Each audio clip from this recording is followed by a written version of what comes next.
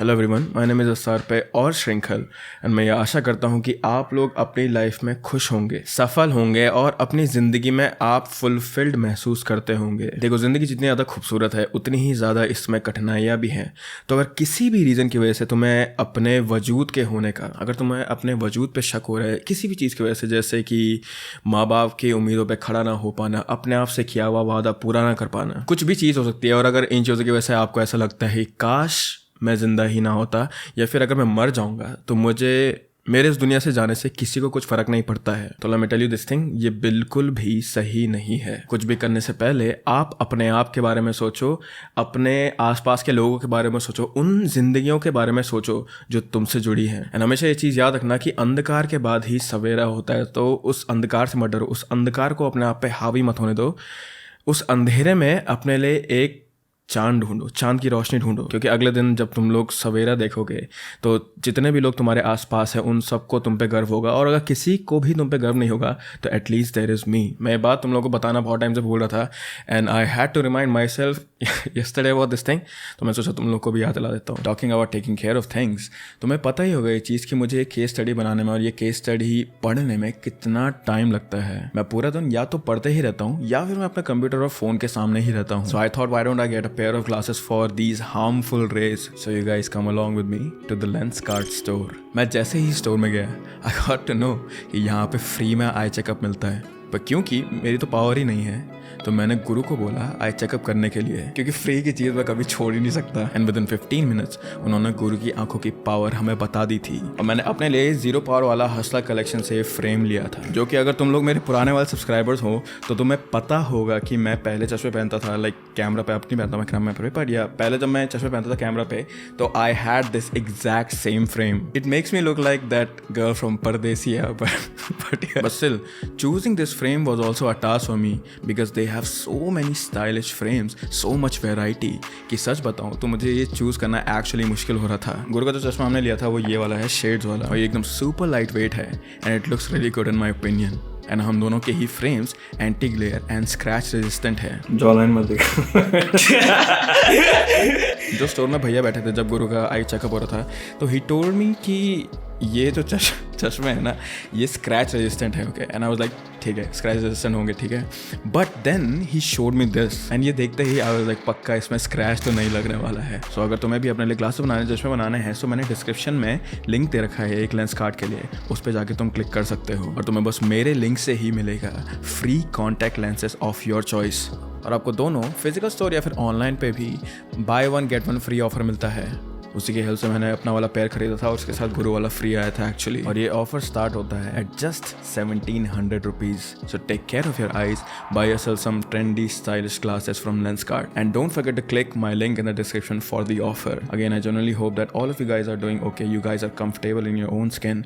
और अब वापस आ जाते हैं आज के केस पर। 18 सितंबर 2012, उस दिन नवरूना के स्कूल का लास्ट एग्ज़ाम था और जब वो घर पहुंची तो उसने देखा कि उसके आसपास रहने वाली सारी औरतें तेज मनाने के लिए हाथों में मेहंदी लगा रही थी। और उन सारी औरतों को देख के नवरूना का भी मन करा कि मैं भी अपने हाथ में मेहंदी लगा लेती हूँ। मेहंदी लगा के वो घर गई और वैसे तो नॉर्मली वो हमेशा अपने मम्मी पापा के साथ ही सोती थी, लेकिन क्योंकि उस दिन उसने अपने हाथ में मेहंदी लगाई थी तो वो अकेले अपने कमरे में जाकर सो गई, ताकि कहीं सोते वक्त ये मेहंदी गलती से उसके मम्मी पापा के ऊपर न लग जाए या कपड़े पर न लग जाए उनके। इसीलिए नवरूना ने ये डिसाइड करा कि वो दूसरे कमरे में जाकर सोएगी और उसके मम्मी पापा इस चीज़ के लिए मान गए। अगले दिन जब सुबह 4 बजे नवरूना के पिताजी उठे तो उन्हें कुछ बहुत अजीब सा लगा। उन्होंने अपने घर में कुछ ऐसा नोटिस करा जिसकी वजह से उन्हें बहुत ज़्यादा घबराहट होने लग गई थी। तो वो तेजी से भागकर नवरूना के कमरे में गए और उनका शक सही निकला, नवरूना अपने कमरे में नहीं थी।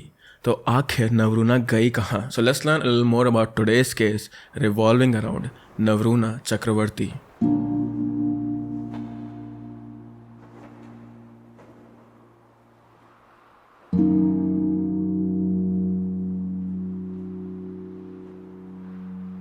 अतुल्य चक्रवर्ती और माइतेरी चक्रवर्ती वैसे तो कोलकाता के थे, लेकिन वो अपने छोटे से परिवार के साथ मुजफ्फरपुर बिहार के एक पॉश एरिया जवाहरलाल रोड पर अपनी पुश्तानी हवेली में रहते थे। अतुल्य एक फार्मास्यूटिकल कंपनी के रिप्रेजेंटेटिव थे और माइतेरी घर संभालती थी।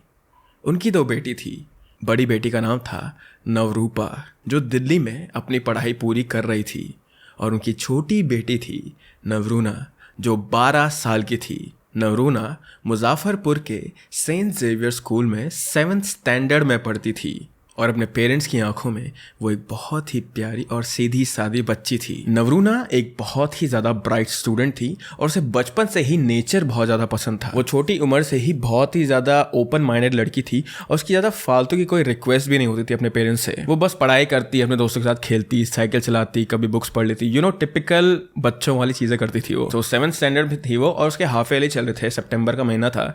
तो नवरूना बहुत ही ज़्यादा जी जान लगा के अपनी पढ़ाई पर पूरा ध्यान दे रही थी। As I told you guys that she was very intelligent। तो 18 सितंबर 2012 के दिन जब नवरूना स्कूल से अपने एग्ज़ाम देके घर लौटी, तो उसने ये चीज़ देखी कि उसके एरिया की सारी औरतें तेज की तैयारी कर रही थी, और उन सभी के हाथों पे मेहंदी लगी हुई थी। मेहंदी देखकर नवरूना का मन भी करा कि मैं भी मेहंदी लगा लेती हूँ। तो उसने अपने पड़ोस की आंटी से बोला कि प्लीज़ मेरे भी लगा दो मेहंदी, और उन्होंने उसके हाथ पे मेहंदी लगा दी। तो मेहंदी लगा के वो घर गई, और नवरूना सिर्फ 12 साल की थी। And just to give you an idea कि उनका फैमिली का, जो मैंने कहा था ना कि पुश्तानी जो ज़मीन थी वैसा वाला घर कैसा था, उनका घर बहुत ही ज़्यादा बड़ा था। छोटे बच्चे इतने बड़े बड़े घर देख के, इतनी बड़ी बड़ी हवेली देख के डर जाते हैं, क्योंकि भूत प्रेत की कहानियाँ। तो नवरूना क्या करती थी कि वो हमेशा रात में अपने मम्मी पापा के साथ सोती थी, लेकिन उस रात उसने पहली बार ज़िंदगी में मेहंदी लगाई थी। तो वो चाहती थी कि first of all she was very excited. तो वो ये चाहती थी कि सोते वक्त कहीं ये मेहंदी ख़राब ना हो जाए, कहीं मम्मी के ऊपर ना लग जाए, पापा के ऊपर ना लग जाए, इसीलिए मैं अपने कमरे में अकेले जाके सो जाती हूँ। तो रात में खाना खुना खाने के बाद, बातचीत करने के बाद, करीब 12 बजे नवरूना अपने कमरे में चले गई सोने के लिए, और उसके पेरेंट्स अपने कमरे में चले गए सोने के लिए। लेकिन उसके पेरेंट्स बरामदे की लाइट हमेशा चालू रखते थे, ताकि अगर कभी नवरूना रात में उठ जाए, जैसे वॉशरूम जाने के लिए, किसी और चीज़ के लिए, तो उसे डर ना लगे। लेकिन अगले दिन सुबह 4 बजे जब अतुल्य जी की आंखें खुली और वो वॉशरूम जा रहे थे, तो उन्होंने ये चीज़ नोटिस करी कि बरामदे की लाइट खुली भी नहीं थी, इट वॉज ऑफ। उन्होंने पहले अपनी बीवी से पूछा कि क्या तुमने यहाँ पे की लाइट बंद करी, पर जब उन्होंने मना करा तो उन्हें अंदर से घबराहट होने लगी। और जैसे ही उनकी बीवी ने ये चीज़ बोली, तो पहली चीज़ जो उनके दिमाग में आई थी वो ये थी कि मैं अपनी बेटी को चेक करने जाता हूँ। तो वो भाग के गए उसके कमरे में। तब मानो उनकी दुनिया उनके पैर से खिसक गई हो, क्योंकि नवरूना अपने रूम में नहीं थी उस समय।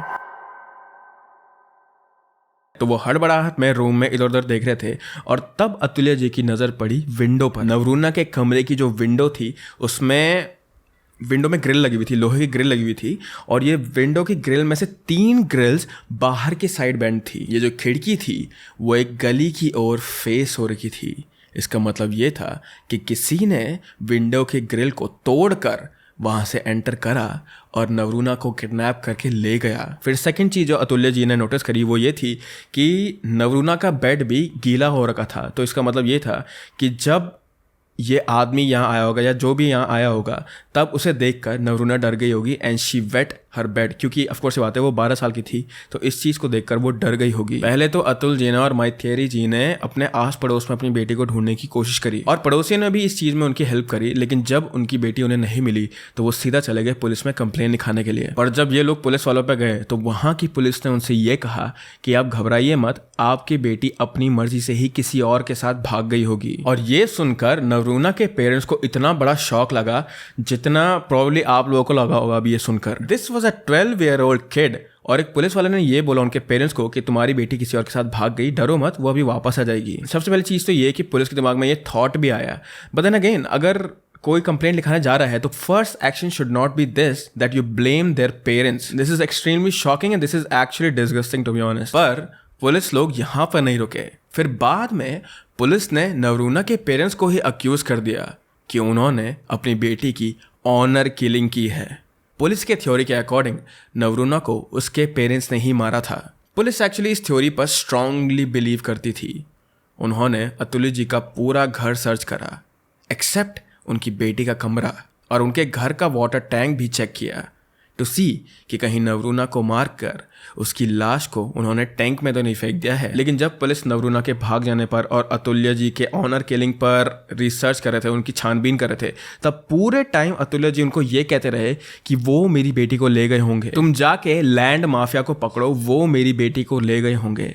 लेकिन अतुल्य जी आखिर ऐसा क्यों बोल रहे थे? To understand this thing you have to again remember कि अतुल्य जी का घर बहुत ही ज़्यादा पॉश एरिया में था और उनका घर बहुत ज़्यादा बड़ा था। तो प्राइसलेस जो ये प्रॉपर्टी होती है, जो इतनी ज़्यादा महंगी वाली प्रॉपर्टी होती है, इनके पीछे, अतुल्य जी की प्रॉपर्टी के पीछे कुछ लैंड माफिया के लोग पड़े हुए थे जो चाहते थे कि अतुल्य जी ये लैंड उन्हें बेच दें। लैंड माफिया मतलब एक ग्रुप जिसमें ऐसे मेंबर्स होते हैं जिनकी बहुत ज़्यादा पहुंच होती है, या फिर ये लोग कोई बड़े पोस्ट पर होते हैं और ये ग्रुप या तो इलीगल तरीकों से या डरा धमका कर सब प्रॉपर्टी को अपने कंट्रोल में कर लेते हैं। और इन technical words they just by everything, every land possible, specially वो ज़मीनें जिनकी कीमतें बहुत ही ज़्यादा होती हैं। और आप लोगों ने लैंड माफिया के बारे में दिल्ली में भी सुना होगा। दिल्ली, बैंगलोर, चेन्नई, इन 3 जगह में सबसे ज़्यादा नहीं बोलूँगा मैं, but yeah they are like very prevalent there. And probably जिस सिटी में तुम लोग भी रहते हो वहाँ पर भी इस लैंड माफिया का कोई ना कोई वर्जन चल रहा होगा, इवन इफ ये लोग वहां पे डरा धमका नहीं रहे। आई should not say more about this thing, right? They are watching this video. तो ऐसे ही अतुल्य जी की प्रॉपर्टी भी इन लैंड माफिया की नज़रों में आ गई थी और वो इस प्रॉपर्टी को पहले तो हड़पना चाह रहे थे, लेकिन फिर जब ये हड़पने में नहीं आ रहा था उनके, तो उन्होंने उनसे कहा कि तुम ये प्रॉपर्टी मुझे बेच दो। फिर भी अतुल्य जी नहीं माने इस चीज़ के लिए और अतुल्य जी को बहुत ही ज़्यादा प्रेशराइज करा गया था इन लैंड माफिया से। वो बार बार उनसे मिलने आते, कभी रैंडमली उन्हें सड़कों पर मिल जाते या फिर डराते धमकाते।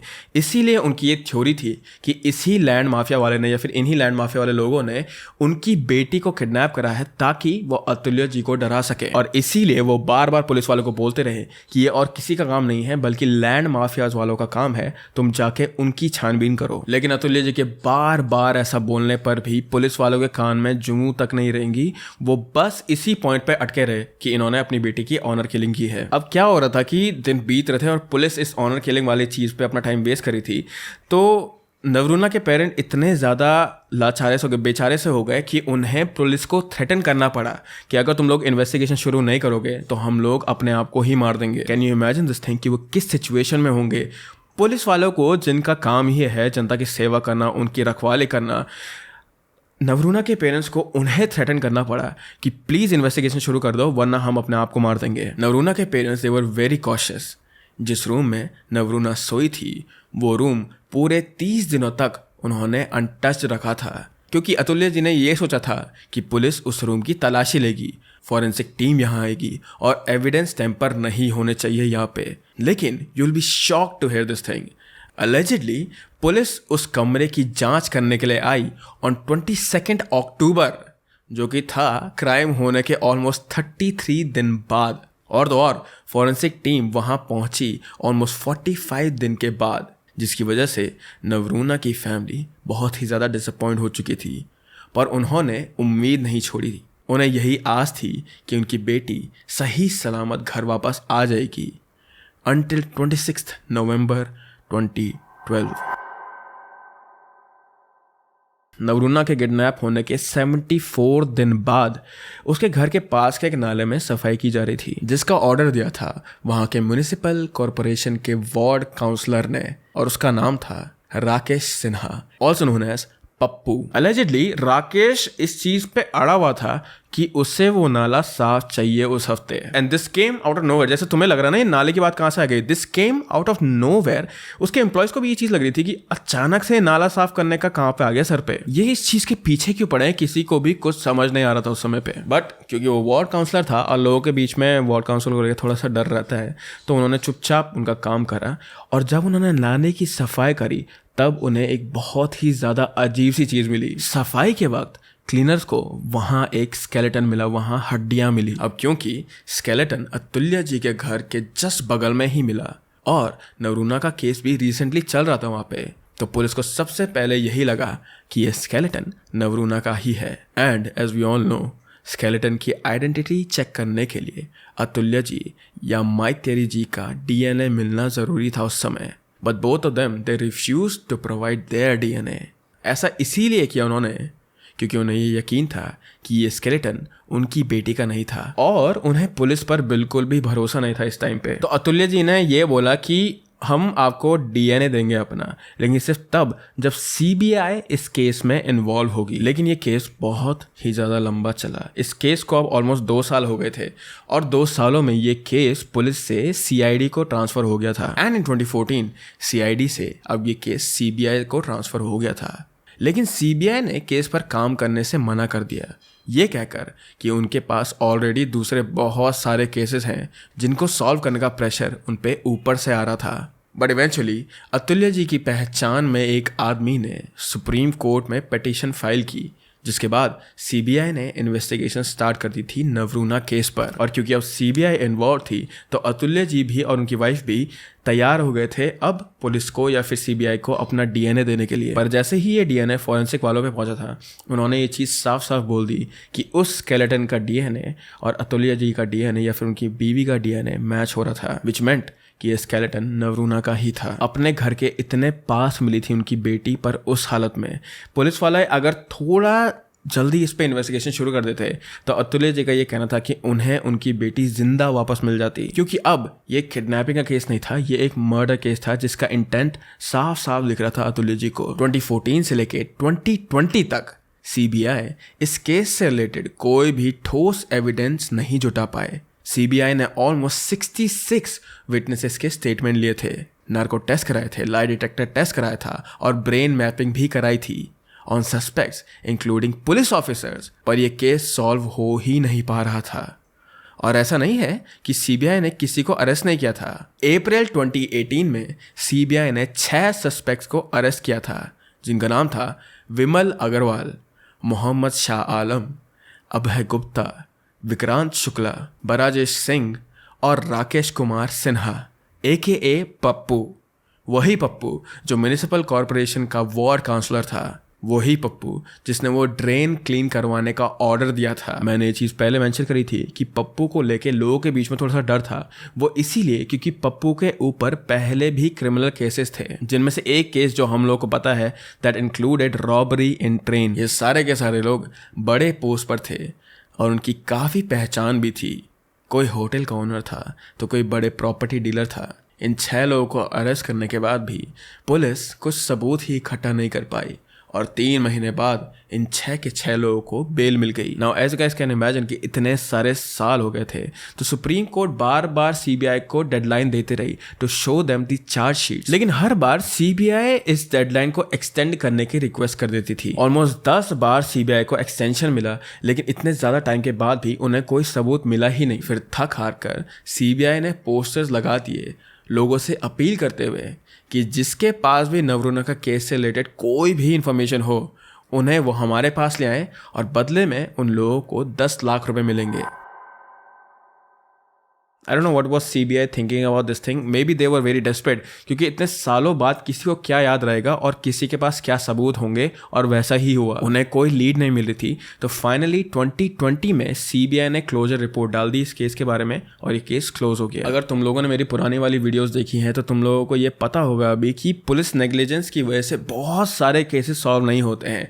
यहाँ पर भी इतने सारे सालों में एक भी एविडेंस नहीं मिला। It was a bit strange. For example, जिस केमिकल का यूज़ करके नवरूना के कमरे की जो ग्रिल्स थी, जो विंडोज़ की ग्रिल थी, वो तोड़ी गई थी, पुलिस को उसके ऊपर इन्वेस्टिगेशन करना चाहिए था। वो केमिकल कहाँ से बनता है, वो केमिकल आसपास कहाँ से पाया जाता है, उससे शायद कुछ ना कुछ तो इन्फॉर्मेशन निकलती। और एविडेंस ना मिलना, एविडेंस टेम्पर हो जाना, एकदम से गायब हो जाना, स्टोरी चेंज हो जाना, ये सब कुछ बहुत ही ज़्यादा कॉमन है इंडिया के केसेस में। जैसे तुमने देखा होगा आरुषि तलवार वाले केस में भी, या फिर अगर तुम लोगों ने मेरी वीडियो देखी है मैडलिन मैकेन की, तो उसमें भी ऐसा ही हुआ था। लेकिन इस वाले केस में स्पेशली सक्स क्योंकि उनकी बेटी का बॉडी का जो ढांचा था, स्केलेटन था, वो उनके घर के बगल में ही मिला था। तो सोचो उनके पेरेंट्स को कैसा लगा होगा। नवरूना के किडनैपिंग के शुरुआती सालों में उसके पेरेंट्स को होप थी कि उनकी बेटी को जस्टिस मिलेगी। नवरूना के पेरेंट्स ने कई मिनिस्टर्स से दरख्वास्त करी, इंक्लूडिंग होम मिनिस्टर। उन्होंने बहुत सारे इंटरव्यूज़ किए, नवरूना के दोस्तों के साथ मिलके